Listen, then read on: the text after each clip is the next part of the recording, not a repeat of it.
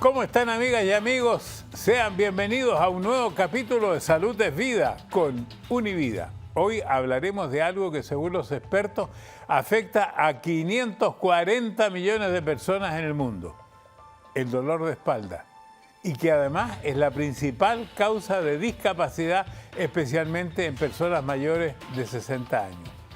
¿Cómo diferenciamos la ciática del lumbago, de la hernia? ¿Se pueden curar las enfermedades a la columna? ¿Cómo podemos prevenirlas? ¿Qué consejos prácticos podemos aprender para aliviar estos dolores? Todo esto y mucho más se lo preguntamos ahora, porque mientras más sabemos, mejor nos cuidamos. Por eso aquí comienza Salud es Vida con el Dr. Rodríguez y Univida. Para hablarnos de estas enfermedades de la columna, damos la bienvenida al Dr. Orlando Rodríguez, médico jefe del Hospital Jackson Memorial y director médico de las clínicas Univida. Doctor, una pregunta en general: ¿qué es la columna? Bueno, Mario, la columna es como una cadena de vértebras, las cuales están intercaladas, ¿verdad?, con discos, los cuales nos proveen a nosotros el sostén y nos dan movimiento a nuestro cuerpo. Y entonces me imagino que todas estas vértebras tienen apellido. Todas las vértebras tienen un nombre y apellido. Y entonces, si pudiéramos nombrar algunas de las importantes, porque algunas son las vértebras cervicales, ¿verdad? Correcto. Bueno, en realidad existen 24 vértebras, pero más el sacro y más el cóccix. ¿Cuál es el sacro? Si empezamos por acá, el sacro, si miramos acá y miramos en la cámara, el sacro es este hueso en forma triangular, ¿Ya? que es como la fusión de 5 vértebras y que está al final de la columna vertebral, y el cóccix es protuberación o este huesecillo que está justo al final de la columna vertebral. Y ese huesecillo tan chiquitito, cuando se quiebra o se lesiona, por Dios que produce dolor. Oh, eso es un dolor tremendo, Mario, sí. Lo que pasa es que muchas veces no necesita operación ni nada, pero sí el dolor es bastante severo.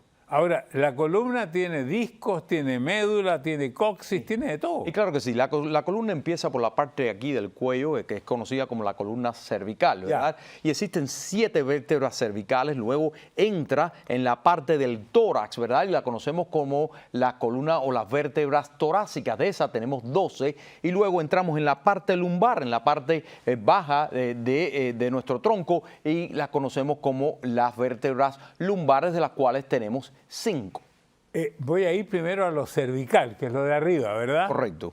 Y ahí se producen varias dolencias. Por ejemplo, yo he visto cuando hay un accidente, un choque, veo que la gente anda largo tiempo con un cuello así rígido, claro, porque tiene una lesión cervical. Claro que sí, Mario. Especialmente cuando el accidente ha afectado una de las primeras 2 vértebras cervicales. ¿Por qué? Porque esas 2 vértebras cervicales tienen un poquitito de más movimiento que las otras vértebras, y encima de eso, porque le tenemos que dar una estabilidad. ¿Por qué? Porque en esta parte de arriba tiene mucho que ver con los nervios que irrigan o inervan el diafragma, el músculo de la respiración. Y si tenemos una afección a ambos nervios que nos estimulan el diafragma, tenemos un problema bastante serio con la respiración. Ahora, me he dado cuenta de una cosa cervical, doctor, y es que pasado el tiempo, este movimiento, y especialmente este movimiento y este movimiento, se va haciendo cada vez más difícil. Y yo me fui dando cuenta, especialmente en la edad, porque incluso cuando hay una persona de 90 o 95 años y lo llaman y le dicen, Raúl, y el tipo hace así. Claro que sí. Porque tiene dificultades en esta parte, o sea, esto se va gastando. Claro que sí, es un proceso de envejecimiento donde las vértebras se van desgastando, las vértebras forman espolones, ¿verdad?, que son protuberancias de hueso y que pueden pinchar esos nervios. Pero no solamente las vértebras, es también los disquitos, que es lo que nos dan el movimiento y son los que amortiguan cualquier tipo de peso, cualquier tipo de golpe, también van disminuyendo, se van gastando, y entonces el movimiento entre vértebra y vértebra se va haciendo mucho más difícil y más restringido. ¿Cuáles son los discos? Bueno, Primeramente vamos a explicar que este es el cuerpo de la vértebra. Estamos viendo la columna vertebral como si me estuviera mirando usted a mí de frente, ¿verdad? ¿Ya? Y entonces este es el cuerpo de la vértebra. Entre vértebra y vértebra existe este espacio de color amarillito. ¿Ya? Ese es el conocido como el disco. Ya, y ese está compuesto de dos partes, dicen. Tiene dos partes. En el centro del disco se conoce como el núcleo. Ya. Ese núcleo del disco es una sustancia gelatinosa, pero bastante duro. Es como un cojín que absorbe, amontigua cualquier tipo de golpe. Mire, le quiero que ya que tenemos las imágenes, Ajá. quiero que vayamos a ver lo que es un disco herniado. Claro que sí. Bueno, ahora mismo vemos aquí la columna vertebral. Esta es una de las vértebras, este es el hueso, ¿verdad? Este es otro hueso y justo en el medio, esta sustancia de color azul, ese es el disco, esta es la parte de afuera del disco y vemos aquí una protuberancia de un color purple, morado. Es púrpura. Y aquí vemos una protuberancia de color morado, la cual no vemos en este disco de arriba, y esto es una herniación del disco que está ocluyendo la parte de este canal que existe aquí por donde sale una raíz del nervio. Y eso vamos a hacerle un poco de movimiento a esa imagen para que se vea que cuando se va moviendo es ahí donde le produce el dolor. Claro que es donde produce el dolor, justo que la pared del disco está afectada, y entonces a medida que se va aproximando vemos como empuja al nervio a esta parte de acá en color amarillo, que no la vemos aquí porque ves que hay un espacio donde este disco nunca llega a tocar a ningún nervio. En esta parte vemos como el disco está tocando a ese cordón y a esos nervios que están saliendo. Tengo una pregunta, aquí va. Le saluda Alenka Zamora desde La Paz, Bolivia. ¿Cuáles son los síntomas más recurrentes de una hernia discal lumbar? Bueno, las hernias lumbares pues lo que se manifiestan es con dolor en la espalda baja, también se manifiestan con dolores hacia la pierna o dolores hacia el pie, en dependencia de qué tipo de nervios es que esté afectado y cuán severamente ese nervio está afectado. También se puede sentir como un entumecimiento de la pierna, también se pueden sentir lo que conocemos como parestesia, como un hormigueo, como si nos estuvieran pinchando con agujas en la pierna. Esos son los síntomas principales. Claro está que si la herniación de ese disco es lo suficientemente grave y ocupa suficientemente muchas partes de los nervios, pues también pudiésemos ver síntomas que fueran mucho más graves, como una anestesia en las piernas total y también deficiencia en los esfínteres, por ejemplo, como retención urinaria y retención o incontinencia fecal. Quisiera preguntarle si solamente hay hernias lumbares o hay otro tipo de hernias, pero después de estos mensajes. Estamos en Salud es Vida. Con Univida estamos con el doctor Rodríguez, estábamos hablando de las hernias y hablaron de la hernia lumbar. Y yo pregunté, ¿hay más hernias o solo las lumbares? Bueno, no, existen hernias donde quiera que exista un disco, ¿verdad? Eso puede pasar que tengamos hernias a nivel cervical y a nivel torácico. Pregunto así, ¿una hernia cervical qué produce? Bueno, la hernia cervical, producto de que todos los nervios que salen de esa parte cervical van mayormente hacia la parte de los brazos, ¿verdad? Pudiese darle a usted entumecimiento, pudiese darle también sensación de hormigueo en los brazos, debilidad en los brazos y le pudiese dar entonces también un poco de dolor.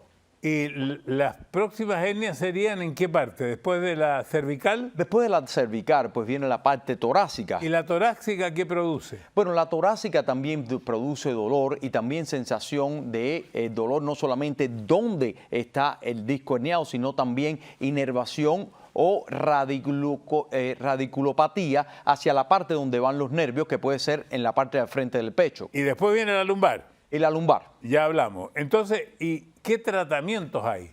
Pero los tratamientos, número uno, es tratar de abolir todo tipo de peso sobre la columna, número uno. Número dos, para tratar el dolor existen una serie de analgésicos y antiinflamatorios, los cuales podemos usar. Cuando todo esto pues ha fracasado, pues también tenemos la fisioterapia, tenemos también tratamientos con calor, tenemos tratamientos de infiltración de la columna con medicamentos esteroideos, los cuales ayudan en muchos de los casos, y cuando todo eso ha fracasado, tendremos que considerar entonces una cirugía, una intervención quirúrgica. ¿Y la ozonoterapia? La ozonoterapia es una de las cosas que estamos usando hoy en día también, inyecciones de ozono, ¿verdad?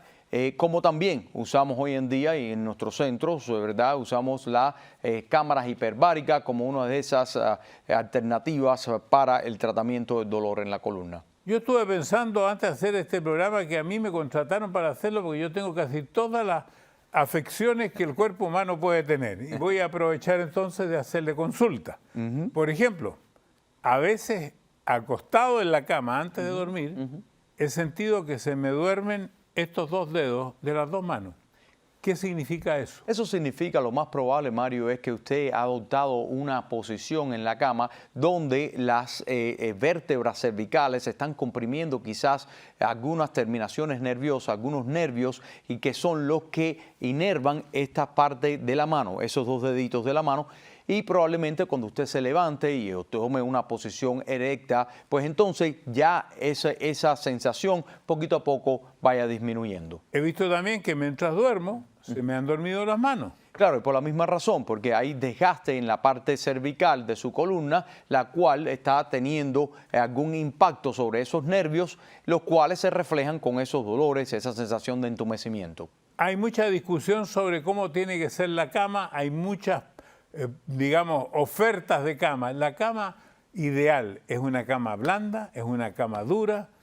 Es que yo no creo que exista una cama ideal. Yo creo que la cama ideal es la que pueda adoptar la posición de su columna, ¿verdad? Y entonces una cama demasiado blanda, pues usted va a tomar una posición bastante arqueada, le va a poner demasiada presión sobre los discos, sobre los nervios, y le va a sentir mucho dolor a usted de espalda a pasar de tiempo. Muy dura, pues usted va a adoptar una posición demasiado recta. Algo en el entremedio, pues sería algo probablemente mucho mejor. Un amigo mío me dijo que yo le preguntara por la estenosis de canal lumbar. Sí, bueno... porque yo no sé lo que es la estenosis. Bueno, primeramente tenemos que entender qué cosa es el canal lumbar, ¿verdad? ¿Qué es la estenosis? Entonces la estenosis es la palabra científica, la palabra que nosotros usamos en la medicina, Sí. que significa estrechez o estrechamiento de un canal o de una arteria o lo que sea. Específicamente aquí en la columna vertebral, esta es la parte de adelante, estos son los cuerpos, pero en la parte de atrás existe un canal. Dele vuelta mejor para que lo vea bien la cámara. Ahí. Aquí le mostramos a la cámara, ¿verdad?, que existe un canal en la parte de atrás de la columna por donde pasa la espina dorsal, es la que viene desde la parte desde el cerebro y baja por toda esa espina y trae todos los nervios que nos van a dar esa inervación a los diferentes músculos y tejidos de nuestro cuerpo. ¿Y esa estenosis qué produce? Lo que pasa es que entonces este canal del que estamos hablando se pone muy estrechito, y entonces al estrecharse pone demasiada presión sobre los nervios, lo cual conlleva que la persona cuando camina, ¿verdad?, empieza a sentir cansancio, empieza a sentir debilidad, empieza a sentir el dolor, empieza a sentir hormigueo, empieza a sentir como un entumecimiento en las extremidades. ¿Eso por qué se produce, doctor? Esto se produce a raíz de un desgaste que puede ser un desgaste natural de nuestra columna, puede surgir a raíz de que usted haya tenido una profesión donde haya tenido que hacer mucho peso durante toda su vida, a raíz de un trauma, a raíz de usted haber sido un físico culturista, haya alzado mucho peso en el gimnasio y haya deteriorado el hueso como tal y haya causado espolones o estrechez dentro de ese canal medular. Bueno, yo que he trabajado 60 años de pie. Bueno, porque primero lo que me han dicho, doctor, y me imagino que tiene que ver con la columna, es que me he encorvado.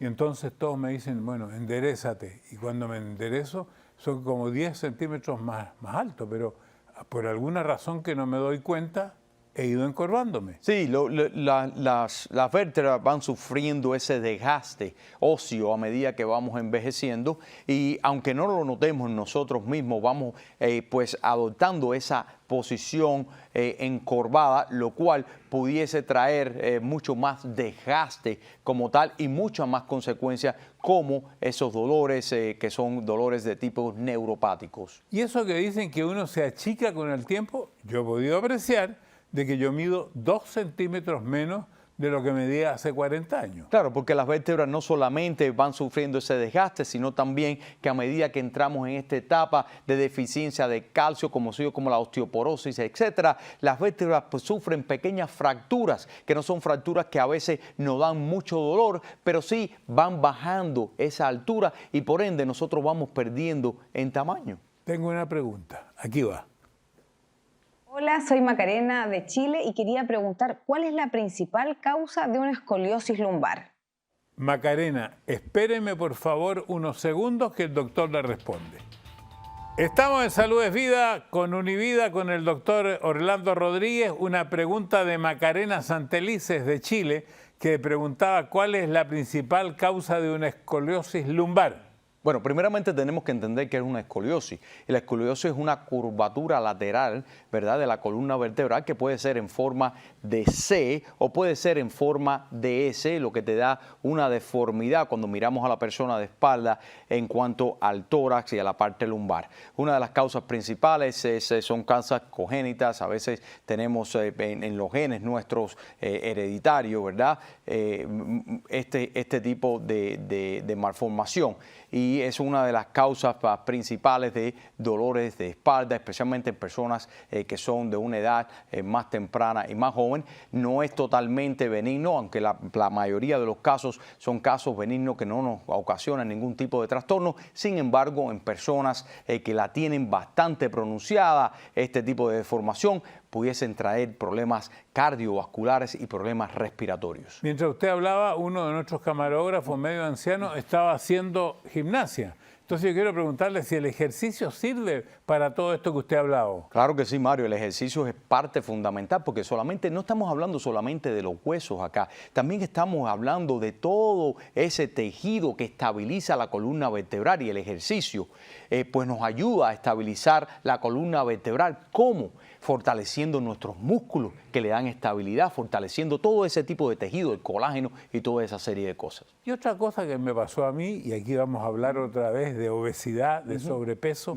Doctor, cuando una persona va aumentando su barriga, en su cuerpo va haciendo esto. Claro. Para poder mantener el equilibrio. Por lo tanto, está presionando su columna. Claro que sí. Yo en mi época más joven, que tenía más peso, muchas veces tenía problemas al ciático y tenía que hacer programas, pero me enchuecaba, o sea, yo quedaba así. Claro, porque el centro de gravedad pues cambia totalmente y entonces el cuerpo como un mecanismo de defensa pues tiene que compensar por eso y la única manera de compensar un sobrepeso aquí adelante pues es encorvarnos un poquitito más, ¿verdad? Y entonces, ¿qué es lo que pasa cuando hacemos eso? Esto es lo que pasa, Mario, si le ponemos la columna vertebral así de lado y la barriga estando aquí y si le ponemos más presión, esto es lo que estamos haciendo, le estamos poniendo demasiada presión sobre los discos y los nervios sobre la espalda, lo cual pincha ese nervio conocido como el nervio ciático, que es el nervio más grande del cuerpo y nos puede causar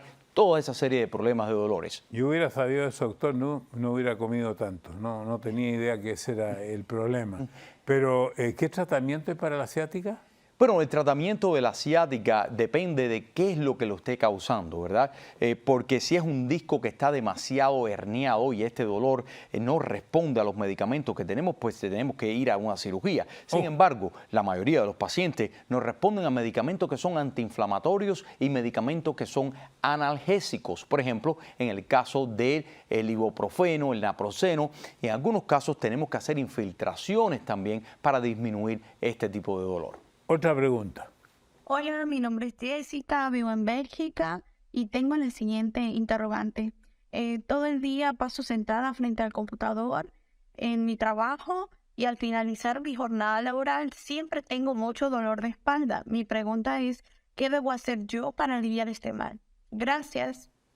Muy buena pregunta, Jessica, y gracias por hacerla, porque nosotros, pues alrededor del mundo, estoy seguro que muchísimas personas se pueden identificar con usted. Claro está, cuando pasamos muchas horas en la computadora, nuestro cuerpo no está diseñado para estar sentado en una silla por muchas horas. Es una posición que no es la posición anatómica natural, y entonces le ponemos demasiada presión a esa columna, especialmente a la parte lumbar de nuestro cuerpo, y los discos también sufren mucho con esto. Esto crea un proceso inflamatorio, puede crear un proceso de irritación de todos estos nervios, lo cual se traduce en ese dolor que usted siente de espalda, e inclusive por compresión de ese nervio ciático le pudiese causar también pues una ciática.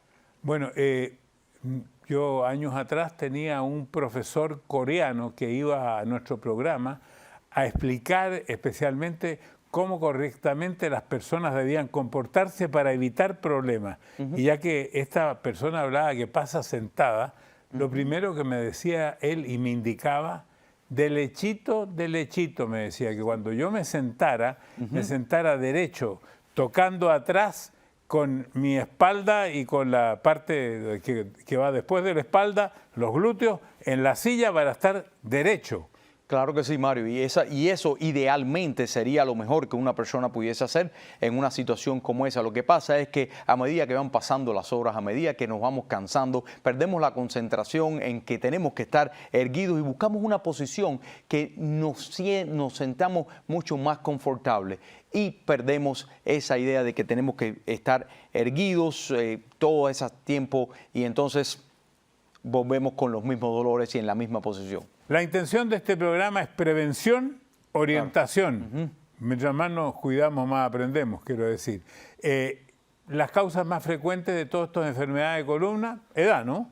La edad es la número uno, Mario, porque la edad va sufriendo, el cuerpo va sufriendo un desgaste natural, mecánico, y vemos todos estos cambios en la columna. ¿Obesidad? La obesidad también, porque la obesidad pues pone demasiado peso sobre la columna, lo cual sufre desgaste también. ¿Profesión?